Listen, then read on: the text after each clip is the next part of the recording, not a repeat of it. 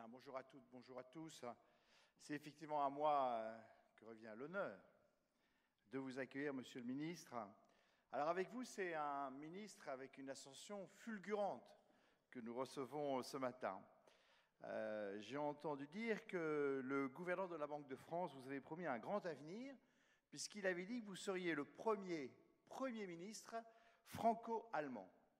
Donc suite à la fusion de deux grands pays européens, ce qui est peut-être une bonne possibilité pour accroître notre attractivité.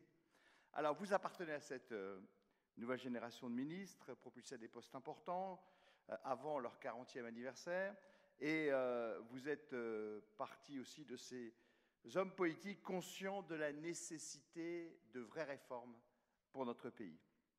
Alors, vous êtes en charge d'un dossier qui est au cœur de nos préoccupations, bien évidemment, puisque vous êtes en charge de la diplomatie économique et de l'attractivité de notre pays. Vous êtes en première ligne dans l'organisation des conseils stratégiques de l'attractivité, auxquels participent nombreux de nos CEO, et qui est assez révélateur de l'importance que met le gouvernement dans la problématique de l'attractivité de ce pays. Alors, vous étiez aussi à côté du président de la République le 16 mars, lorsque nous avons eu l'honneur de présenter les recommandations que nous avions élaborées ici même, et il y avait notamment 3 mesures qui ont été prises en considération: la non-rétroactivité des lois, l'amélioration de la fiscalité des impatriés et aussi la dépénalisation du délit d'entrave.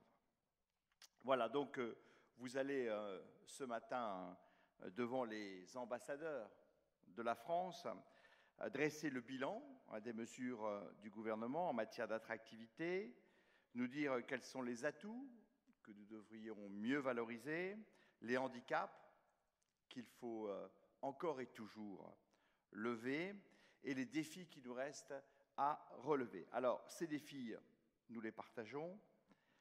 Nous avons le sentiment qu'il reste encore beaucoup à faire pour nous mettre au niveau de nos principaux concurrents, pourquoi pas d'imaginer de les dépasser aussi.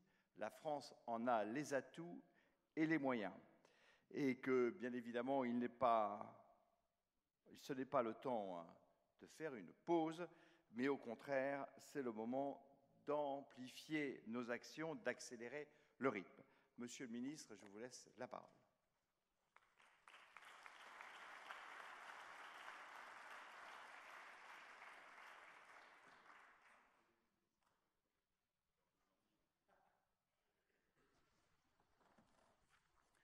Merci, Monsieur Le Tartre, pour cette présentation trop élogieuse, mais merci quand même. Monsieur le Président, cher Christophe Demestre, Mesdames et Messieurs les Présidentes et Présidents, je salue aussi, bien sûr, le fondateur des États de la France, Monsieur Zervoudaki, saluer les ambassadeurs ici présents et vous saluer toutes et tous, Mesdames et Messieurs. D'abord, pour vous remercier de cette invitation, je suis heureux, bien sûr, d'être avec vous, même si le contexte est terrible. Monsieur le Président, vous l'avez rappelé, nous avons observé ensemble une minute de silence. Je sais que la question du maintien de cet événement s'est posée, et je sais aussi que vous avez immédiatement répondu « oui, il faut maintenir ». Et je veux vous en remercier et saluer cette décision, car après les attentats barbares qui ont frappé la France vendredi dernier, qui ont frappé la jeunesse de France au cœur, il était indispensable, et il est indispensable, de continuer à la fois faire face dans l'immédiat, mener les actions diplomatiques et de défense qui s'imposent, et continuer à vivre, continuer à travailler, continuer à aller de l'avant. Et cette manifestation, ici, aujourd'hui, fait aussi partie de cela, et je tiens, encore une fois, au nom du gouvernement, à vous en remercier. J'ai l'honneur, vous l'avez rappelé, de suivre de très près vos travaux, notamment dans le cadre du Conseil stratégique de l'attractivité, présidé par le Président de la République. Et vous le savez, il suit aussi personnellement de très près l'ensemble de vos initiatives et l'ensemble de vos propositions. Et s'il ne peut pas être ici aujourd'hui, et il le regrette bien sûr, ne doutez pas que tout ce que vous écrivez, ce que vous dites, ce que vous faites, ce que vous proposez, est lu, analysé et pris en compte de très près à la Présidence de la République, à Matignon et dans tout le gouvernement, car vous nourrissez la réflexion économique et les actions que nous mettons en œuvre. Nous sommes vus notamment en mars pour échanger sur la base d'un rapport très complet, très précis à la fois sur le diagnostic et sur les propositions. Vous avez rappelé ce qui avait été repris et beaucoup de choses ont été reprises et ont inspiré notre travail. J'ajouterai dans les propositions qui ont été reprises tout le travail autour de la communication et du faire savoir, mais j'y reviendrai tout à l'heure. Alors notre pays, et ce n'est pas un scoop, traverse une crise économique profonde. Il traverse d'ailleurs une crise beaucoup plus importante encore que cela, puisque c'est une crise morale à laquelle nous faisons face. Mais pour en rester ici sur les aspects économiques, les difficultés sont bien connues, les atouts doivent l'être aussi. Nous sommes un grand pays au cœur du marché européen, avec une main-d'œuvre formée et reconnue comme telle dans toute l'Europe et dans le monde entier, une main-d'œuvre productive, une main-d'œuvre innovante, une main-d'œuvre caractérisée aussi par des ingénieurs qui sont réputés pour leur savoir-faire partout dans le monde. Nous sommes un pays innovant, un pays qui compte de nombreux fleurons et qui est aussi un pays attractif pour l'investissement étranger. D'après la CNUSED, nous sommes le 8e pays au monde en termes de réception d'investissements étrangers en 2014. Nous avons gagné des places aussi dans les différents classements, que ce soit du World Economic Forum ou que ce soit de la Banque mondiale. Et les entreprises que vous représentez du monde entier en sont la meilleure illustration possible. Et vous avez rappelé les chiffres, 20 000 entreprises étrangères, 2 millions d'emplois créés par vos groupes et par les entreprises que vous représentez ici. Je vais ajouter un chiffre, je ne suis pas sûr qu'il ait été mentionné. Un tiers de l'export qui part de France, qui part de notre pays, est réalisé par des groupes étrangers. Et ce chiffre à lui seul, ou ces 3 chiffres en tout cas pris ensemble, suffisent à illustrer le caractère ouvert de notre économie et l'insertion pleine et entière de la France dans les chaînes de valeur mondiale et dans les réalités de la mondialisation telle qu'elle va aujourd'hui. Et l'inverse est vrai aussi, les groupes français sont présents dans le monde entier, ils créent de la valeur, ils créent de la richesse et ils créent de l'emploi. Et cette interconnexion-là, c'est la réalité du monde tel qu'il est présentement. Le nier, et vous voulez aller contre cela, c'est évidemment faire une erreur de diagnostic et une erreur d'analyse majeure. Et toute politique économique qui veut être efficace doit partir de là. Et cette réunion ici aujourd'hui est aussi à cet égard un symbole très important et l'incarnation de la réalité de la France. Alors nous travaillons pour améliorer nos atouts et aussi lutter contre un certain nombre de points négatifs qui existent. Et c'est tout le travail de la politique d'attractivité qui est mené aujourd'hui, qui est piloté au plus haut niveau de l'État et qui est mise en œuvre dans la durée. Car cette politique-là ne peut pas porter ses fruits en étant remise en cause tous les 6 mois ou tous les ans. Trop de temps a été perdu et il faut mettre en œuvre ces réformes au long cours. Dans le cadre du Conseil stratégique de l'attractivité, vous êtes nombreux ici à conseiller directement le président de la République et le gouvernement. Et c'est aussi ce qui inspire les travaux. Autour des questions fiscales d'abord, et de la stabilité fiscale, qui est un engagement gouvernemental aujourd'hui écrit noir sur blanc, y compris dans les textes. Autour de la simplification pour les impatriés. Et là-dessus, beaucoup de propositions, vraiment, vous les avez rappelées, viennent directement de ce que vous faites. Autour aussi, bien sûr, de la problématique du coût du travail, qui ne résume pas, évidemment, tous les maux de l'économie française. Ça, je suis convaincu que c'est faux, mais c'est un aspect incontestable. Et grâce au CICE, grâce au pacte de responsabilité, le coût du travail dans l'industrie, le coût du travail horaire dans l'industrie, est passé cette année, pour la première fois depuis longtemps, en dessous du coût horaire allemand. Et il faut le dire, il faut le redire en permanence, car c'est une réalité et c'était évidemment très attendu. Il y a aussi le travail qui est mené sur la simplification, et vous savez qu'un membre du gouvernement travaille à plein temps là-dessus pour supprimer les procédures qui ne servent à rien et simplifier celles qui doivent être maintenues. D'abord, la France ne sera jamais un pays sans procédure, il ne faut quand même pas rêver non plus complètement, au risque de décevoir certains ici. Et par ailleurs, plus sérieusement, la puissance publique, elle préservera un certain nombre de prérogatives et de droits, et d'ailleurs personne d'entre vous ne le conteste. Ce qui est important, c'est la simplification. Et c'est aussi l'adéquation du temps administratif et du temps de l'économie. Et pour ce qui est équipements commerciaux, temps de la décision publique, nous sommes trop lents, y compris par rapport à d'autres concurrents en Europe, entre le moment où une décision publique ou politique est prise et le temps où elle se met en œuvre, trop de temps s'écoule et bien souvent en inadéquation complète avec les temporalités que vous vivez et le rythme qui est celui de l'économie aujourd'hui. C'est une des choses qui d'ailleurs me frappe le plus depuis un peu plus d'un an maintenant que je suis au gouvernement, c'est cette durée-là. Il faut la réduire, il faut la compacter et c'est une exigence forte que vous portez aussi. Dans l'attractivité, nous travaillons bien sûr aussi sur l'attrait de notre pays pour les potentiels étrangers.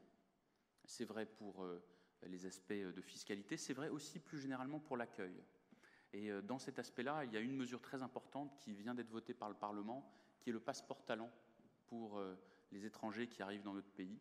Je l'avais proposé comme parlementaire à l'époque dans un rapport. Elle est maintenant réalité et elle facilitera les démarches, elle facilitera l'arrivée, l'installation et la vie en France de nombreux ressortissants étrangers qui souhaitent ici créer, investir, travailler et s'installer dans notre pays. C'est indispensable d'avancer aussi là-dessus. Nous sommes le 3e pays au monde en termes d'accueil des étudiants étrangers. Et nous avons vocation soit à le rester, soit à progresser en la matière. Mais ça suppose aussi, et pour les étudiants et ensuite pour les salariés, de mettre en face l'effort nécessaire et de les accueillir dans les meilleures conditions possibles. Nous travaillons, vous le savez, pour la réforme du marché du travail. C'est un des chantiers ouverts pour l'année qui vient. Myriam El Khomri s'y consacre totalement. C'est une ministre de très grande qualité et elle est sur le terrain, elle est dans les dossiers pour travailler et préparer les réformes à venir là-dessus. Vous me permettrez d'ajouter un mot sur le chantier spécifique ouvert pour les PME. Car l'une de mes convictions, et on en a beaucoup parlé avec la casquette président du pacte PME et avec beaucoup d'entre vous ici, nous avons besoin de renforcer nos PME. Et une des choses qui fonctionne dans le modèle allemand, où tout ne fonctionne pas, loin de là, mais une des choses qui fonctionne, c'est le Mittelstand, c'est les PME, les entreprises de taille intermédiaire et leurs liens avec les grands groupes. Et des filières structurées et tout un échelon intermédiaire qui est innovant, robuste, solidement adossé à des circuits de financement dans les lenders et à des liens très forts avec ces mêmes lenders et les banques régionales qui jouent leur rôle. Nous avons là-dessus aussi beaucoup de choses à faire. C'est l'un des chantiers que j'ai mis en œuvre immédiatement après ma nomination, notamment sur les aspects d'internationalisation. Nous avons en France 121 000 entreprises qui exportent, bien sûr des grands groupes, aussi des PME, mais c'est 2 fois moins qu'en Italie et 3 fois moins qu'en Allemagne. Et en plus, nos entreprises, nos PME, lorsqu'elles exportent, n'exportent pas assez dans la durée. Si vous prenez une année donnée, vous prenez un échantillon de 10 entreprises, l'année suivante, il en reste 3, et 3 ans après, il n'en reste qu'une. Et donc nous avons, à partir de ces chiffres-là, besoin de conforter nos PME à l'international, de les aider davantage dans tout le travail qu'elles peuvent faire pour conquérir des nouveaux marchés, présenter leur offre. Un chantier spécifique est engagé là-dessus. Avec Business France, nous le menons pour que les volontariats internationaux en entreprise soient plus nombreux. 8 600 aujourd'hui, il y en aura 10 000 à ma demande à la fin 2017. Ils seront davantage mis à disposition des petites et moyennes entreprises et ils seront présents aussi plus à l'étranger. Accompagnement spécifique des PME, simplification du dispositif d'accompagnement à l'export où il y a quand même encore beaucoup de complexité à s'orienter. Nous travaillons pour simplifier cela. Bref, tout un chantier avec le guichet unique douanier aussi qui sera opérationnel dans les prochaines semaines pour simplifier les choses. Et si je peux me permettre devant des représentants pour certains d'entre vous de grands groupes aussi de relayer une nouvelle fois ce message, mais je sais que vous y êtes tous très sensibles et déjà engagés, c'est d'avoir en permanence le souci du lien grand groupe PME.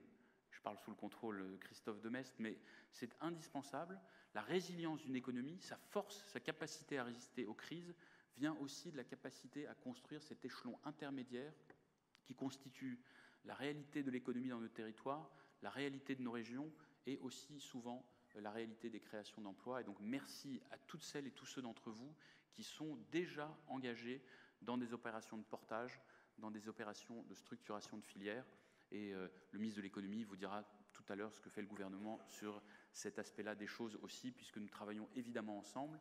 Dans l'attractivité, il y a toute une partie qui relève des réformes internes, et puis il y a toute une partie qui relève ensuite de la projection de la France à l'extérieur et aussi de la présentation du meilleur visage possible de notre pays. Et j'en viens donc aux aspects de communication, car ils sont importants aussi, et vous aviez ouvert un chantier spécifique là-dessus, sur comment mieux faire connaître notre pays, mieux lutter contre certains préjugés, et ils sont vivaces. Quand une grève intervient en France, elle n'a pas du tout le même impact dans une certaine presse que quand elle intervient dans d'autres pays. On est au Quai d'Orsay, donc je ne veux pas stigmatiser tel ou tel pays en particulier, mais vous le savez très bien. Donc il y a des préjugés contre nous, certains d'ailleurs se fondent sur une part de réalité. Il y a besoin aussi de travailler contre cela. C'est la campagne Creative France qui est pilotée par Business France. Nous avons demandé à Muriel Pénicaud, à ses équipes, de travailler là-dessus. Le Premier ministre a lancé cette campagne au Japon au début du mois d'octobre, avec un retentissement local extrêmement puissant. Et dans les pays cibles que nous avons identifiés, qui sont nos principaux partenaires économiques ou des pays à fort potentiel, elle sera lancée progressivement au fur des prochaines semaines et au fur et à mesure, et au gré des prochaines semaines. C'est une campagne qui met l'accent sur la créativité, sur l'innovation, sur le visage d'une France moderne, d'une France compétitive et d'une France qui va de l'avant. Je remercie là aussi toutes les entreprises qui sont partenariats de cette opération. C'est très important parce qu'on touche avec ça les décideurs économiques et on touche aussi les relais d'opinion. C'est ce que nous avons fait aussi avec le mois des investisseurs. 50 pays ont été visés, si j'ose dire, identifiés sur cela, et des membres du gouvernement, le ministre de l'économie, des finances, des affaires étrangères, moi-même, nous sommes déplacés pour rencontrer les investisseurs, rencontrer les relais d'opinion. Et vous savez que tout notre réseau diplomatique autour de Laurent Fabius est aujourd'hui mobilisé sur cette question de la diplomatie économique qui est la top priorité de ce gouvernement à l'étranger et dans l'ensemble des pays avec lesquels nous avons des relations. Et cette priorité-là, elle est nouvelle, elle est forte, elle est, je crois, je parle sous votre contrôle, ressentie aussi comme ça par les opérateurs privés, par les entreprises, avec un Quai d'Orsay et tout le réseau économique totalement à votre disposition et là pour ouvrir de nouveaux marchés, partager l'expertise et faire les démarches qui s'imposent et qui peuvent être utiles, présenter encore une fois le meilleur visage possible de la France. Voilà quelques-uns des aspects. Il y en a beaucoup d'autres. Je ne peux pas tous les détailler ici. Vous êtes là surtout pour échanger, pour travailler. Vous avez rassemblé des panels de très grande qualité avec à la fois des praticiens, des experts, des regards intérieurs et extérieurs, des confrontations sur tous les grands thèmes, sur tous les grands défis que notre pays doit relever. Je veux conclure en vous remerciant de ce travail-là, du travail au long cours que vous avez engagé depuis maintenant plusieurs années et qui se poursuit, qui doit se poursuivre, comme se poursuivra le travail réforme de ce gouvernement qui est soutenu, qui fait voter les lois au Parlement les unes après les autres, sur la simplification, sur la simplification du dialogue social, sur le pacte de compétitivité et sur les chantiers qui sont devant nous. Mais rien ne peut se faire sans votre expertise, sans vos propositions et surtout sans votre engagement, sans aussi, à chaque fois que vous le pourrez et que vous le souhaiterez, dire vous-même qu'il y a des choses qui bougent en France, qu'il y a des choses qui avancent en France, qu'il y a des difficultés, des problèmes, mais qu'il y a aussi une volonté très forte d'avancer. C'est ce que fait votre tribune, qui paraît aujourd'hui même, complétée malheureusement d'un chapeau sur les événements tragiques, et qui sur le fond donne aussi une image positive, et qui évidemment est la plus crédible possible, car un message positif venant de vous sera toujours interprété différemment qu'un message officiel qui sera toujours interprété à l'aune de ce qu'il est, c'est-à-dire un message officiel. C'est la fin du message officiel. Merci à vous, bons travaux et bonne journée.